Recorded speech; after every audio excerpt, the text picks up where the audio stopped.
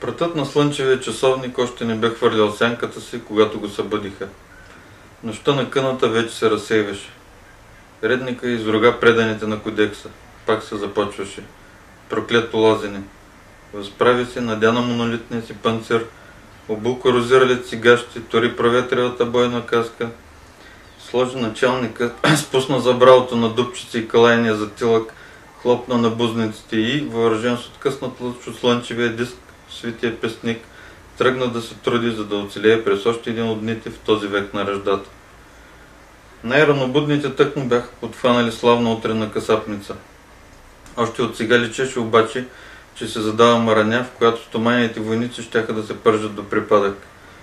От околности на къщата със статуите вече бяха дотърчали хибридните грифонически кучета, а гарваните маршари кръжаха високо в пастелната ултрамаринена глъб. Обзет от поход за сеч, редника отиде да си пъхне гагата в месомелачката, разразила се като някакъв пандемониум.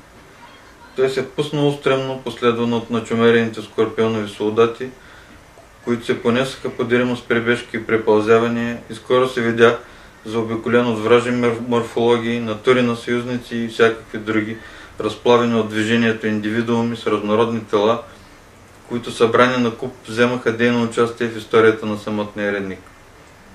Мимоходом, мярна всеобщия самодържец и цар на царете, съпровождан неотлъчно от винаги верниците охранители клатани унани, които в момента работиха пъргаво и почти възпитано с пръсточопалките и лакототрошачките си. Сплющени се вееха двуъгълните сърмени стягове на белокаменната родина. Готов да изпълни дълга си, плоската глава обнажи изплезения железен език на гладното си оръжие, извлече го от канията и повика отсъстващите в учащи ветреща за свои застъпници. През плотените редици на устнокраките броненосци редника се гледа внушителна прешлениста маслина окистенява сколопендра с етаганени ногти и егида от лоска глава в пълно метално снаряжение, опалено от първото слънчево лъчезарие. В ногтите си егидоносецът стискаше изкопания си от дълбоко холо сидерит, остър меч, изкован от метеоритно желязо, а войскарите, които го следваха, носеха стилизирани камбановидни брони и холоценови кераси от закалена стомана. Разлюшканото пространство бе задръстено от дрънчащи чинеобразни горгонически щитови с пъкнала пластика и други, от които зловещо надничаха рептилии с трионови зъби. На рамениците на мнозина бяха същински сфрагистични паметници, а стрелите чаткаха по остроноси в ониевидни шлемове или влизаха в вити гугли. Двупръсти скорпионови ръце с подвижен и неподвижен палец размахваха пембени влакнести знаменца, цилиндрични хитинови копия пробивачи, тежки секалници и всякакви грозни ръгалки. Поради количеството на сражаващите се и разстановката на силите, на редника не му се отдаде да се срещне с лоската глава. Намножилата се паплач прииждаше на талази върху волния редник.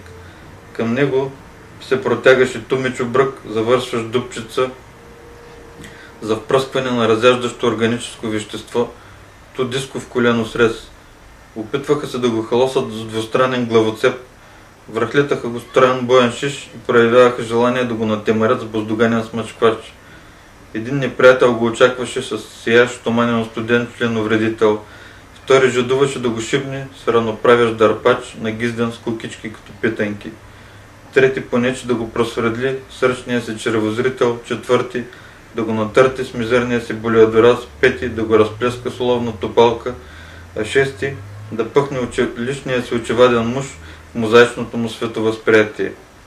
Едва ни го премаза един впряг от лъжежребни бързоножки, които преобърнаха теглената от тях колесница. Напрашеният кочияш изхръкна от капрата и хукна на някъде, като правеше осморки и потичваше върху изострените си като къми ходила, мърдаше смешно с наребените вежди на гротескния си главоград, но не забравяше да пази гръбната си половина пътем с раздвоената пика на гъвкавата си опашка. Смъртниците строяха най-чиста смрад, оросените с кристална пот пострадали се давиха от липса на кислород, избълваха в изблик на несвързано барборени, боядисани, фалено тъмно кастрирани словца, сплитаха изкълчени стави в аритмия, въртяха порочно очи или напрягаха очни дупки, от които спарполени се изливаха последните им втечнени видения. Жертвите свършваха като изпети молитви. Напъваха се да разкъсат спонтанно мрежата на агонията, да целунат още един път живата действителност по челото, но се оказваше, че целуват смъртта право по абаносовия дирник и това горко ги разочароваше.